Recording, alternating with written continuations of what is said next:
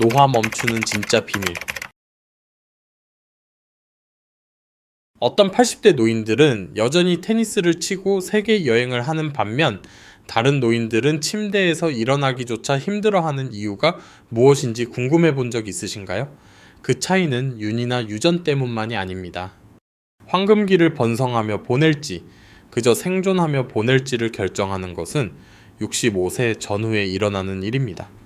저는 노인병 전문의들이 환자들의 가장 파괴적인 노화 관련 질환인 치매와 근육 감소를 예방하기 위해 사용하는 정확한 전략들을 공유하려고 합니다. 이것들은 복잡한 의료 기술이나 값비싼 치료법이 아닙니다. 현재 건강 상태에 관계없이 누구나 오늘부터 실천할 수 있는 간단한 생활 습관의 변화입니다. 하지만 연구 중에 저를 가장 놀라게 한 것은 많은 사람들이 무해하다고 생각하는 습관을 통해 자신도 모르게 인지기능 저하와 근육 악화를 가속화하고 있다는 사실이었습니다. 이 영상이 끝날 무렵에는 이러한 숨겨진 위험이 무엇인지, 그리고 이를 피하는 방법을 정확히 알게 될 것입니다. 제가 지금부터 말씀드릴 내용은 여러분의 수명에 몇 년을 더하는 것뿐만 아니라 여러분의 삶에 활력을 더할 수 있습니다. 우리는 80세, 90세, 심지어 100세에 도달하는 것이 점점 더 흔해지는 전례 없는 시대에 살고 있습니다. 하지만 단순히 노년까지 생존하는 것과 노년기 내내 번성하는 것 사이에는 결정적인 차이가 있습니다. 최근 연구에 따르면 여성은 남성보다 자연적으로 더 오래 살지만 삶의 마지막 20%를 훨씬 더 나쁜 건강 상태로 보낸다고 합니다. 70세에서 84세 사이의 사람들 중 요양원에 있는 남성 100명당 여성은 249명입니다. 이는 마지막 수십 년 동안 독립적으로 생활하는데 어려움을 겪는 여성이 2배 이상 많다는 것을 의미합니다. 이러한 쇠퇴를 초래하는 두 가지 주범은 치매와 노화 관련 근육 감소를 의학적으로 지칭하는 근감소증입니다. 하지만 여기에 놀라운 소식이 있습니다. 두 질환 모두 적절한 시기에 조치를 취하면 대부분 예방이 가능합니다. 오늘 우리는 노인병 전문의들이 인생 전환기라고 부르는 중요한 65세의 문턱을 탐구할 것입니다. 이때는 젊었을 때 효과가 있었던 것과는 완전히 다른 건강 전략을 요구하는 방식으로 몸이 변하기 시작하는 시기입니다. 저는 최신 과학 연구에 근거하여 선도적인 노인병 전문의들이 권장하는 정확한 예방 프로토콜을 공유할 것입니다. 우리는 유전적 소인보다 치매 위험을 더 높이는 놀라운 생활 습관 요인, 비싼 보충제보다 근육량을 더 잘 보존할 수 있는 간단한 일상 습관, 그리고 소파에 앉아 TV를 보는 것이 흡연보다 더 위험할 수 있는 충격적인 진실에 대해 다룰 것입니다. 포인트 1. 65세 전환기 이해하기. 65세가 왜 그토록 중요한 나이인지를 완벽하게 보여주는 이야기로 시작하겠습니다. 73세의 전직 택시 운전사였던 박 선생님은 약 6개월 전부터 불안한 점을 느끼기 시작했습니다. 부엌에 들어갔다가 왜 갔는지 완전히 잊어버리곤 했습니다. 화장실에 휴대폰을 두고 20분 동안 찾기도 했습니다. 식료품점에서는 간장을 사러 왔는지 약을 사러 왔는지 기억해내려 애쓰며 서 있었습니다. 처음에 박 선생님은 이러한 일들을 정상적인 노화 현상으로 치부했습니다. 하지만 종합적인 의학적 평가에서 초기 인지 기능 저하가 밝혀지자 모든 것을 바꿔놓은 사실을 알게 되었습니다. 이러한 경고 신호들은 사실 몇 년 전, 바로 65세 생일 무렵에 시작되었지만 그는 그것들을 중요하게 인식하지 못했던 것입니다. 이것은 대부분의 사람들이 이해하지 못하는 노화에 대한 근본적인 진실을 보여줍니다. 치매와 근육 감소로 이어지는 변화는 하룻밤 사이에 일어나지 않습니다. 그것들은 60대에 미묘한 변화로 시작되어 건강한 노화의 기틀을 마련하거나 쇠퇴의 길로 이끌게 됩니다. 65세에 이르면 우리 몸은 과학자들이 신진대사 전환이라고 부르는 것을 겪습니다. 30대 이후 10년마다 3에서 5%씩 감소해온 근육량은 더 빠르게 줄어들기 시작합니다. 뇌의 포도당 대사가 변하기 시작합니다. 심혈관계는 중요한 장기에 영양분을 전달하는 효율성이 떨어집니다. 하지만 흥미로운 점은 이러한 변화가 불가피한 쇠퇴가 아니라는 것입니다. 그것들은 몸이 새로운 유지 보수 프로그램이 필요하다는 신호를 보내는 방식입니다. 일반 자동차 정비를 고주행 차량 관리로 바꾸는 것과 같다고 생각하면 됩니다. 45세에 건강을 유지했던 동일한 접근 방식은 65세에는 충분하지 않을 것입니다. 선도적인 노인병 전문의인 김사랑 박사는 이렇게 설명합니다. 65세는 몸이 다른 관리가 필요하다고 속삭이기 시작하는 때입니다. 귀 기울여 듣고 적절히 대응하면 수십 년 동안 훌륭한 건강을 유지할 수 있습니다. 이 신호들을 무시하면 그 속삭임은 75세가 되면 외침이 됩니다. 가장 성공적으로 나이 드는 사람들은 이 전환기를 이해하고 그에 따라 생활 방식을 조절합니다. 그들은 늘 하던 대로만 계속하지 않습니다. 그들은 몸이 진화하는 것처럼 건강 전략도 진화해야 한다는 것을 인식합니다. 이것이 노인병 전문의들이 65세라는 시점에 그토록 집중적으로 초점을 맞추는 이유입니다. 그것은 임의적인 것이 아닙니다. 이 나이에 시작된 개입이 불과 5년 후에 시작된 동일한 개입보다 훨씬 더 큰 영향을 미친다는 것을 보여주는 수십 년간의 연구에 근거한 것입니다. 포인트 D. 좌식 생활에 숨겨진 위험. 이제 여러분을 불편하게 할 수도 있는 것에 대해 말씀드리겠습니다. 특히 이 영상을 소파에서 편안하게 시청하고 계신다면 더욱 그렇습니다. 대한노인병학회가 회원들을 대상으로 65세 이상에게 가장 위험한 습관에 대해 설문조사를 했을 때 그들의 대답은 흡연, 음주 또는 나쁜 식단이 아니었습니다. 그것은 그들이 낮은 신체 활동 생활 양식이라고 부르는 것, 즉 우리가 흔히 좌식 생활로 알고 있는 것이었습니다. 이것이 왜 그토록 중요한지 이해하기 위해 여러분에게 익숙하게 들릴 수 있는 일상을 가진 68세의 은퇴자 윤 선생님을 소개해 드리겠습니다. 그녀는 일어나서 아침 뉴스를 보며 아침을 먹고 그 후에는 하루 종일 소파에 가장 좋아하는 자리에 앉아 있습니다. 그녀의 주요 활동은 TV 드라마 시청, 간식 먹기, 그리고 가끔 화장실을 가거나 간단한 식사를 준비하기 위해 일어나는 것입니다. 연구원들이 만보계로 윤 선생님의 움직임을 반나절 동안 추적했을 때 결과는 충격적이었습니다. 6시간 동안 그녀는 단 35걸음을 걸었습니다. 이는 분당 겨우 한 걸음 정도입니다. 그녀의 총 움직임은 소파, 부엌, 화장실 사이의 짧은 이동으로 이루어졌습니다. 이것은 무해해 보일 수 있지만 의학적 결과는 심각합니다. 윤 선생님의 체중은 3년 동안 약 57kg에서 약 7kg으로 증가했습니다. 그녀는 당뇨병, 고혈압, 고콜레스테롤을 앓게 되었습니다. 그녀의 근육량은 너무 현저하게 감소하여 팔을 사용하지 않고는 의자에서 일어서기 힘들어합니다. 하지만 가장 놀라운 부분은 눈에 보이는 것이 아닙니다. 연구에 따르면 장시간 앉아 있는 것은 노화를 가속화하는 일련의 내부 변화를 유발합니다. 근육은 활동하지 않은 지 몇 시간 만에 위축되기 시작합니다. 혈액순환이 느려져 뇌와 장기로의 영양 공급이 줄어듭니다. 신진대사는 지방 축적, 특히 장기 주변에 위험한 내장 지방 축적을 촉진하는 저장 모드로 전환됩니다. 20년 이상 노화와 이동성을 연구해온 제임스 윌슨 박사는 직설적으로 말합니다. 65세 이상에게 앉아있는 것은 새로운 흡연입니다. 담배가 수십 년에 걸쳐 폐를 손상시키는 반면 장시간 앉아있는 것은 몇 달에 걸쳐 전신을 손상시킵니다. 이를 뒷받침하는 연구는 압도적입니다.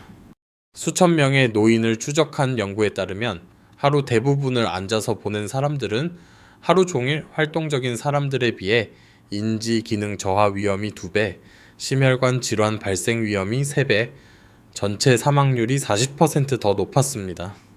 좌식 생활이 특히 교활한 점은 그것이 얼마나 점진적으로 자리 잡는가 하는 것입니다. 종종 은퇴와 함께 시작되는데 이때 일의 구조가 사라집니다. 그러다 사소한 부상이나 건강 문제로 몇 주 동안 집에 머물게 될 수도 있습니다. 어느새 집에 머무는 것이 새로운 일상이 되어버립니다. 해결책은 하룻밤 사이에 피트니스 광이 되는 것이 아닙니다. 그것보다 훨씬 간단하며 잠시 후에 무엇이 효과적인지 정확히 보여드리겠습니다. 포인트 3. 근육량 위기. 한때 인상적인 체격과 운동 능력으로 유명했던 69세의 전직 대학 체육교수, 이 선생님에 대해 말씀드리겠습니다. 3년 전 이 선생님은 심한 위산 역류로 식사가 어려워졌습니다. 그는 체중이 급격히 줄어 약 55kg에서 42kg까지 떨어졌습니다. 하지만 체중 감소는 지방만이 아니었습니다. 그는 수십 년간의 운동 훈련으로 쌓아온 근육량을 잃고 있었던 것입니다. 이 선생님이 가장 좋아하는 스포츠인 탁구를 치려고 했을 때 그는 겨우 균형을 유지할 수 있었습니다. 떨어진 공을 줍기 위해 몸을 숙이는 것은 그를 어지럽고 불안정하게 만들었습니다. 식료품을 다루거나 계단을 오르는 것과 같이 한때 수월해 보였던 일들이 힘든 도전이 되었습니다. 이 선생님의 경험은 65세 이상 미국인의 45%까지 영향을 미치는 근감소증이라는 질환을 보여줍니다. 근감소증은 단지 허약해 보이는 것에 관한 것이 아닙니다. 그것은 건강한 노화의 기초인 기능적 근육량을 잃는 것에 관한 것입니다. 대부분의 사람들이 깨닫지 못하는 근육 손실 또한 일어나는 일은 다음과 같습니다. 근육을 잃으면 몸은 빈 공간을 남겨두지 않습니다. 그 공간을 지방 조직으로 채웁니다. 이것은 피부 아래에서 꼬집을 수 있는 피하 지방이 아닙니다. 이것은 근육 기능과 대사 건강을 방해하는 근육 내 지방입니다. 그 결과는 신체적 약함을 훨씬 뛰어넘습니다. 근육 조직은 대사적으로 활발하여 휴식 중에도 칼로리를 소모하고 혈당 조절을 돕습니다. 근육량을 잃으면 신진대사가 급격히 느려집니다. 이것은 악순환을 만듭니다. 느린 신진대사는 체중 증가로 이어지고 체중 증가는 움직임을 더 어렵게 만들며 적은 움직임은 근육 손실을 가속화합니다. 하지만 근육 손실과 뇌 건강 사이의 연관성은 연구자들을 정말로 놀라게 한 것입니다. 획기적인 연구에 따르면 근감소증이 있는 성인은 인지장애 위험이 80% 더 높다고 합니다. 그 이유는 근육과 뇌 사이의 정교한 통신망에 있습니다. 근육은 수축할 때 마이오카인이라는 물질을 생성합니다. 이 분자들은 혈류를 통해 이동하여 뇌세포 건강을 직접 지원하고 새로운 신경 연결의 성장을 촉진하며 알츠하이머병과 관련된 단백질 침전물로부터 보호합니다. 근육과 뇌의 상호작용을 전문으로 하는 연구원인 마리아 로드리게스 박사는 이렇게 설명합니다. 우리는 예전에 근육을 단순한 운동기계로 생각했습니다. 이제 우리는 그것들이 뇌 건강에 중요한 화학물질을 생산하는 본질적으로 내분비 기관이라는 것을 이해합니다. 근육량이 감소하면 이 보호적인 화학물질 생산도 감소합니다. 근육 손실의 시간표는 대부분의 사람들이 생각하는 것보다 더 공격적입니다. 30세 이후 당신은 자연적으로 10년마다 3에서 5%의 근육량을 잃습니다. 그러나 이 손실은 65세 이후 특히 좌식 생활을 하거나 질병을 앓고 있는 경우 급격히 가속화됩니다. 개입이 없다면 당신은 65세에서 80세 사이에 근육량의 20에서 30%를 잃을 수 있습니다. 좋은 소식은 근육 조직이 어떤 나이에서든 자극에 반응한다는 것입니다. 80대와 90대 사람들조차도 올바른 접근법으로 상당한 근육량을 재건할 수 있습니다. 핵심은 65세 이후에 근육을 만드는 것이 젊었을 때 효과가 있었던 것과는 다른 전략을 요구한다는 것을 이해하는 것입니다. 포인트 4. 뇌 예비력 개념. 이제 노화 연구에서 가장 희망적인 발견 중 하나인 인지 예비력 개념에 대해 말씀드리고자 합니다. 이것은 우리가 치매를 예방하는 방식에 대해 생각하는 방식을 완전히 바꾸어 놓는데, 이는 이전에 생각했던 것보다 뇌 건강에 훨씬 더 많은 통제력을 가지고 있음을 보여주기 때문입니다. 인지 예비력을 이해하려면 뇌를 은행 계좌로 상상해 보세요. 평생 동안 계좌 잔고를 강화하는 예금을 할 수 있습니다. 이러한 예금에는 교육, 새로운 기술 학습, 사회적 상호작용, 신체 운동 및 도전적인 정신 활동이 포함됩니다. 계좌 잔고가 클수록 파산하기 전에 더 많은 인출을 감당할 수 있습니다. 선도적인 치매 연구자인 클레어 스티븐스 박사는 이렇게 설명합니다.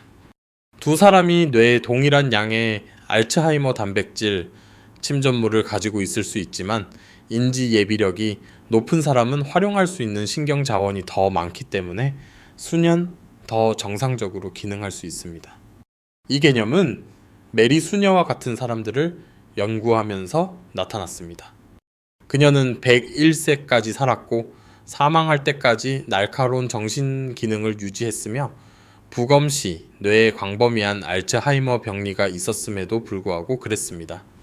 그녀의 비밀은 특별한 유전이나 약물이 아니었습니다.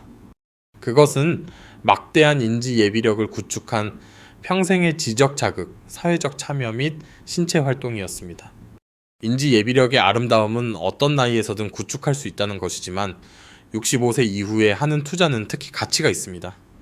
연구에 따르면 노년기에 새로운 도전적인 활동을 시작하는 사람들은 뇌에서 질병 과정이 이미 시작되었더라도 치매 증상의 발병을 상당히 지연시킬 수 있습니다. 여기서 정말 흥미로운 점이 있습니다. 사회적 상호작용은 인지 예비력의 가장 강력한 구축 요인 중 하나인 것으로 보입니다.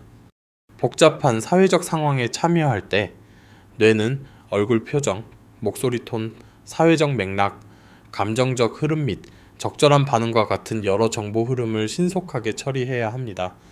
이 멀티태스킹 운동은 뇌 전체의 신경망을 강화합니다.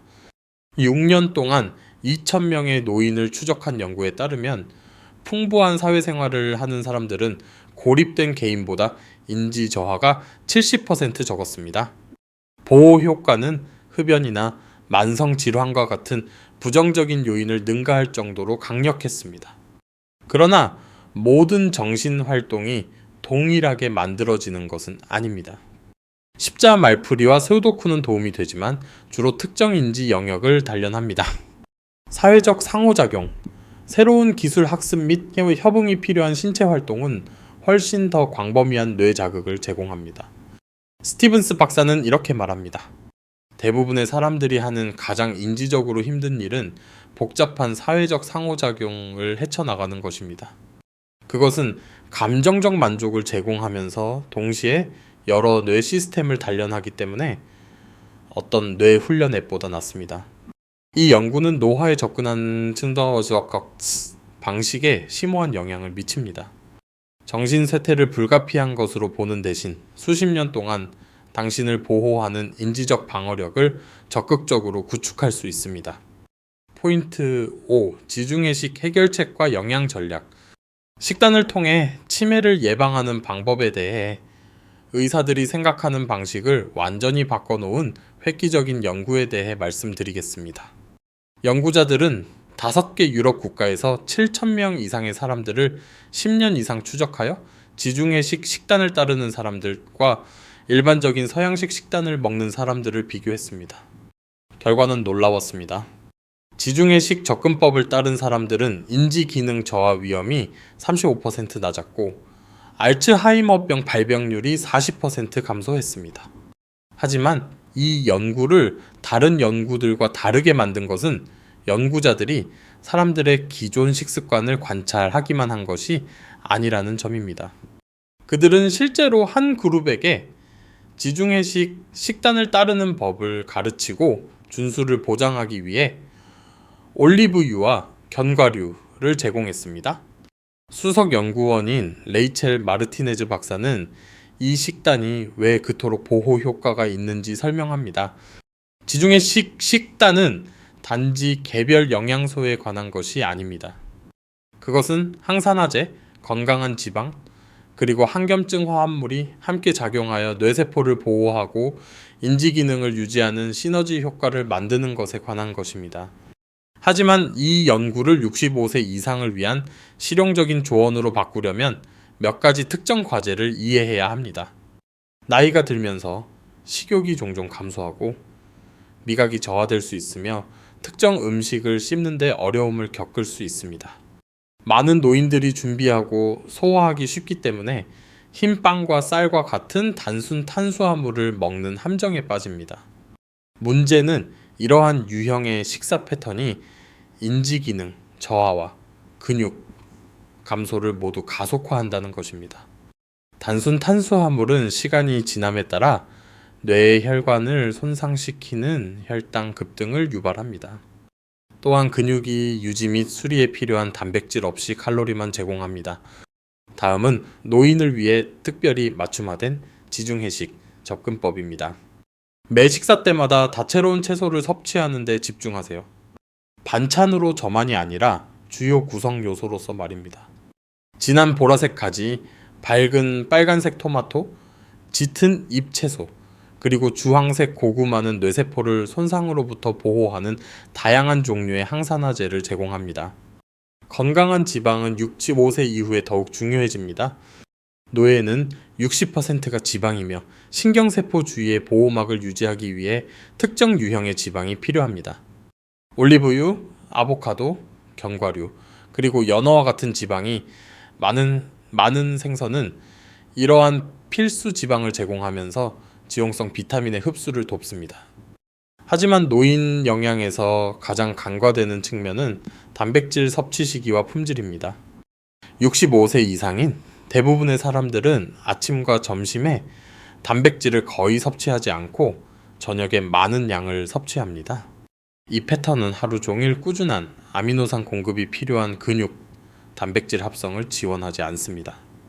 노인 영양사인 리사 첸 박사는 그녀가 30g 규칙이라고 부르는 것을 권장합니다. 각 식사에서 30g의 고품질 단백질을 섭취하는 것을 목표로 하세요.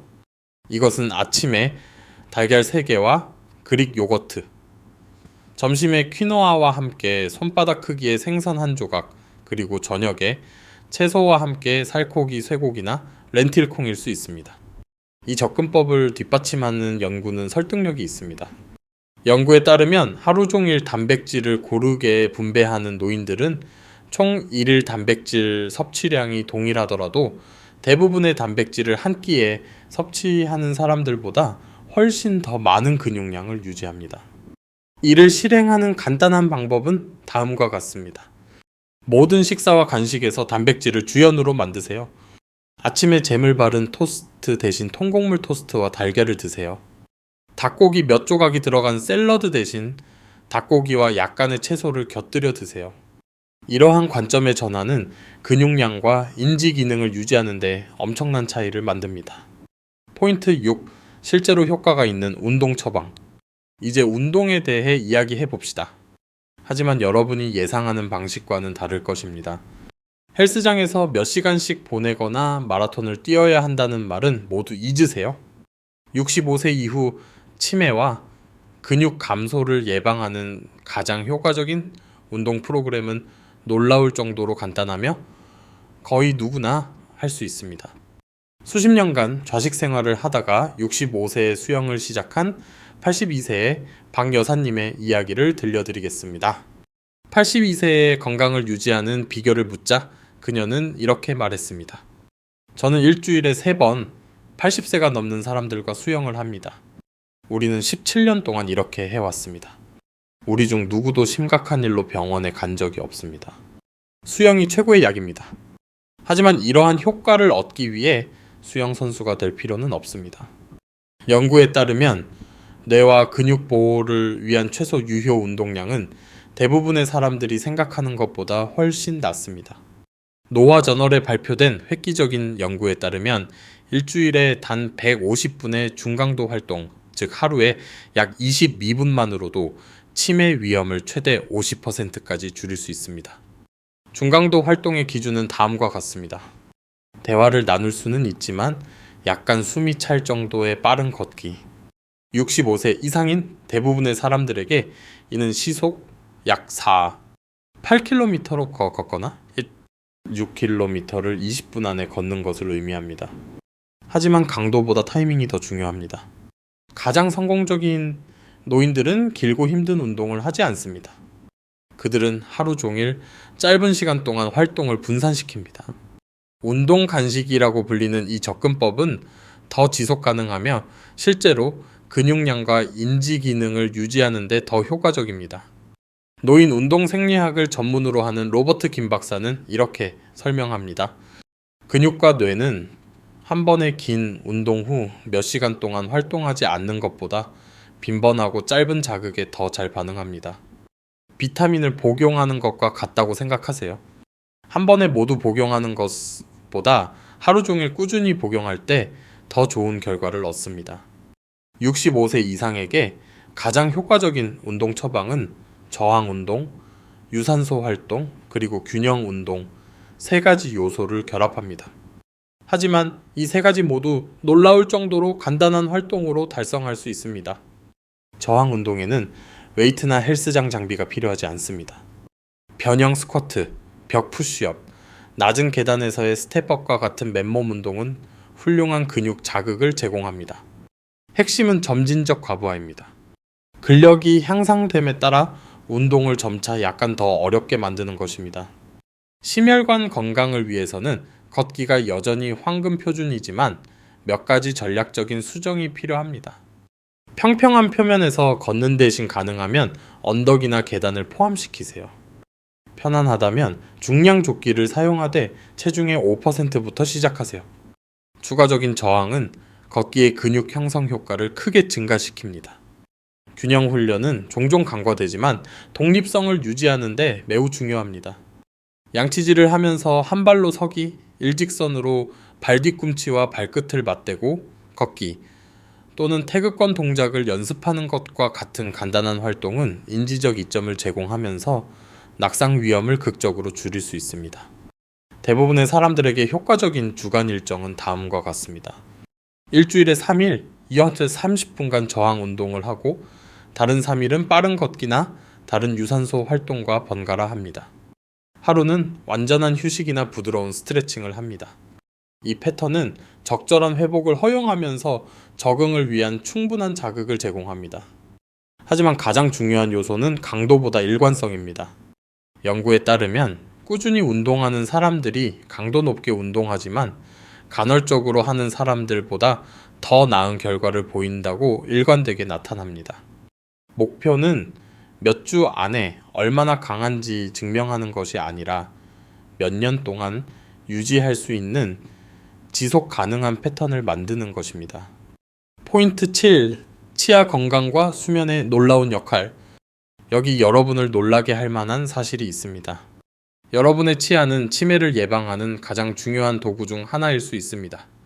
이상하게 들릴지 모르지만 구강 건강과 뇌 건강 사이의 연관성은 매우 강해서 일부 노인병 전문의들은 이제 치과 치료를 치매 예방의 중요한 구성 요소로 간주합니다.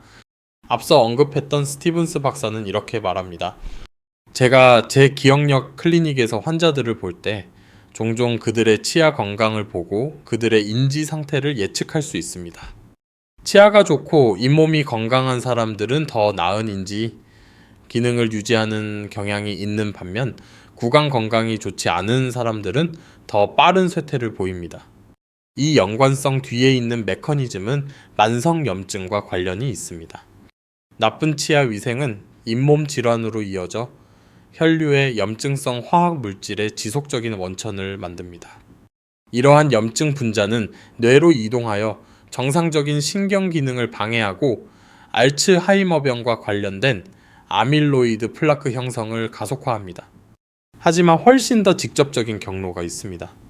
최근 연구에 따르면 알츠하이머 환자의 뇌 조직에서 잇몸 질환의 특정 박테리아가 확인되었습니다. 이 박테리아는 감염된 잇몸에서 혈류를 통해 뇌 조직으로 이동하여 추가적인 염증 반응을 유발하는 것으로 보입니다. 좋은 소식은 치아 건강을 개선하면 전신 염증에 빠른 효과를 볼 수 있다는 것입니다. 연구에 따르면 잇몸 질환을 치료하면 불과 몇 주 안에 신체 전체의 염증 지표를 줄일 수 있습니다. 65세 이상인 사람들에게는 치과 치료에 특별한 주의가 필요합니다. 왜냐하면 노화가 질병 위험을 증가시키는 방식으로 입에 영향을 미치기 때문입니다. 침 생산량이 감소하여 입의 자연적인 박테리아 중화 능력이 줄어듭니다. 약물은 침 흐름을 더욱 감소시킬 수 있습니다. 손재주가 저하되어 철저한 칫솔질과 치실 사용이 더 어려워질 수 있습니다. 노인병 전문의들이 권장하는 치아 건강 프로토콜은 다음과 같습니다. 불소 치약으로 하루 2번 칫솔질하기, 수동 치실 사용이 어렵다면 매일 치실을 사용하거나 물 치실기 사용하기, 항균 구강 세정제 사용하기, 그리고 표준 6개월 대신 4개월마다 치과 위생사 방문하기. 이제 수면에 대해 이야기해 봅시다. 이는 마찬가지로 중요하지만 노화 논의에서 종종 간과됩니다. 수면 중에 뇌는 과학자들이 글림프 시스템이라고 부르는 것을 활성화합니다. 이는 본질적으로 알츠하이머병과 관련된 아밀로이드 단백질을 포함한 대사 폐기물을 씻어내는 청소 부위입니다. 매튜 워커 박사의 연구에 따르면 지속적으로 7시간 미만으로 수면하는 사람들은 이 뇌 청소 활동이 70% 감소합니다. 시간이 지남에 따라 이는 기억 형성 및 인지 기능을 방해하는 독성 단백질에 상당한 축적적으로 이어집니다.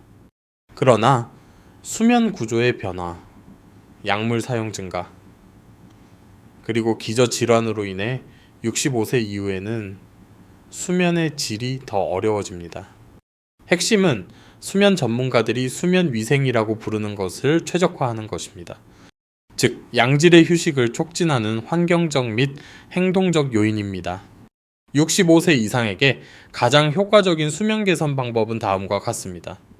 침실 온도를 섭씨 18도에서 20도 사이로 유지하기, 암막 커튼이나 안대를 사용하여 빛을 차단하기, 잠자리에 들기 3시간 이내에 과식과 음주를 피하기, 그리고 주말에도 일관된 수면 일정을 수립하기. 종종 간과되는 요인 중 하나는 수분 섭취 시기입니다. 많은 노인들이 야간 화장실 방문을 피하기 위해 저녁 수분 섭취를 제한하지만 이는 실제로 수면의 질을 방해하는 탈수로 이어질 수 있습니다. 더 나은 접근법은 하루 종일 적절한 수분 섭취를 유지하면서 잠자리에 들기 약 2시간 전에 섭취량을 줄이는 것입니다. 결론? 오늘 우리가 논의한 모든 것은 하나의 강력한 진실로 요약될 수 있습니다.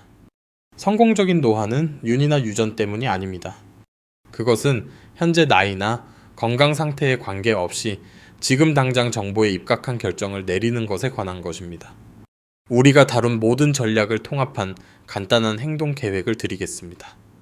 이것을 여러분의 노후 보험 정책으로 생각하세요. 오늘 하는 작은 투자가 노년기에 막대한 배당금을 지급합니다. 첫째 주 움직임으로 시작하세요. 매일 10분씩 걷기를 추가하세요. 이미 걷고 있다면 5분을 추가하거나 작은 언덕이 있는 경로를 찾으세요. 목표는 자신을 지치게 하는 것이 아니라 몸이 근육과 심혈 습관, 기능을 유지해야 한다는 신호를 보내는 것입니다. 둘째 주 하루에 한 끼를 업그레이드 하세요.